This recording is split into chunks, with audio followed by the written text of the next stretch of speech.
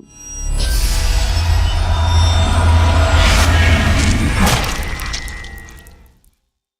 Horror Hounds, and welcome back to a brand new video from Hayley's Horror Reviews and Birmingham Horror Con.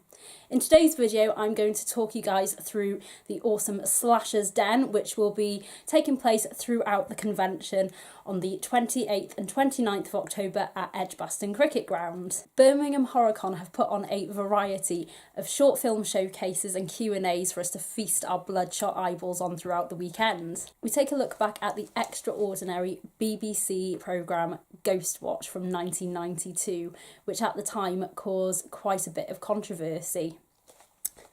We've got Behind the Curtains with Richard Lawden, a 2012 documentary centering on the BBC phenomena of Ghost Watch. So 25 years ago, a faux television special aired exploring paranormal goings-on in a British household that changed the face of television and generated mass hysteria. I have already been very lucky so far to be able to have seen some of the films that will be showcased and screened at the Birmingham Horror Con. These include The Quacky Slasher, an affectionate horror parody about a traumatised killer parading around in a duck mask. It's side-splittingly funny and a ton of fun. The Quacky Slasher is a film I first discovered at the February Birmingham Horror Convention, and they were in pre-production at that point, so it's been awesome to see what they have achieved from that stage to now and worked hard on their movie. Here is a clip of the film's director, Peter McKernan, who was speaking to me at February's convention about the pre-production stages of his quirky horror comedy.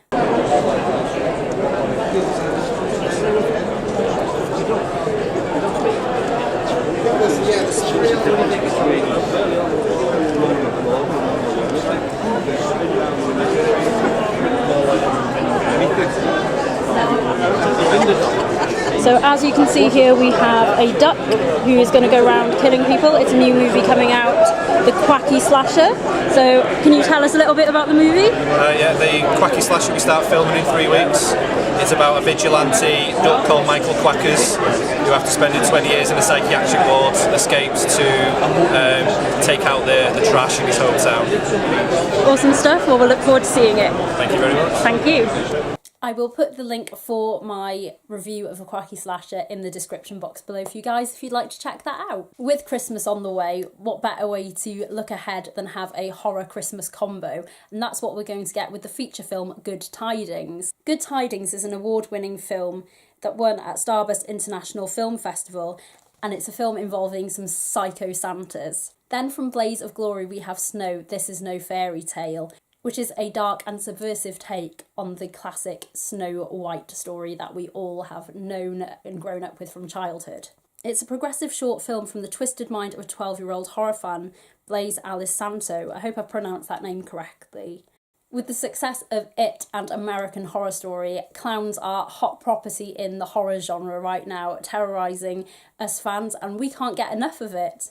But at Birmingham Horror Con, we are going to be seeing a sneak peek into a new British 80s style horror film called Clownface. Clownface will be screened as a proposal for a future feature film. It will be introduced as part of a panel, and it is pitched as a homage to classic slashers with a modern approach. This sounds very, very cool, and if you love slasher films and have this nostalgic hankering for the style of 80s slashers, then this is definitely a film to support and look out for. Then another film I have been so lucky to have already seen and reviewed is The Slayers, which is directed by John Williams. It is such a fun, awesome film. It's a labour of love. It's a homage to vampire films. It has cults. It is very, very funny and very awesome, and I will link my Love Horror review in the description box below so you can go ahead and check that out. We've had clowns and vampires, and now we're going to move on to werewolves, which comes in the shape of Emma Dark's 2015 short film Seize the Night, which will be screening obviously at the convention. Seize the Night is pitched as a horror crossed over with sci-fi involving werewolves, which is my favourite breed of horror monster, so I am really eagerly anticipating Seize the Night and looking forward to checking that out. There will be a special screening of Patient Zero. The first episode involving a panel and Q&A after is also in store at the convention. Then the multi-talented playwright, author and filmmaker Dan Weatherer will be showcasing not just one but two short films that have been adapted from his literary works, and that is Beige and The Legend of the Chained Oak. I have been so lucky to be able to see these two films already that are both very different from each other but have so much to offer in different ways. The Legend of the Chained Oak was Dan Weatherer's first publication, and it has been adapted into a short film that's won a couple of awards, which is really awesome. The film does incorporate some really unnerving Blair Witch Project vibes about it, and it feels very authentic in how it's shot. Then Beige, which is adapted from his stage play, is a witty two-hander dealing with the aftermath of what someone would do if they had murdered their loved one. And it's really dark and twisted and very cleverly written, so it's definitely one to look out for. The convention itself is going to be running its very own short film challenge. It's called the 15-second short film competition, and it's going to be independently judged by some of the celebrity guests.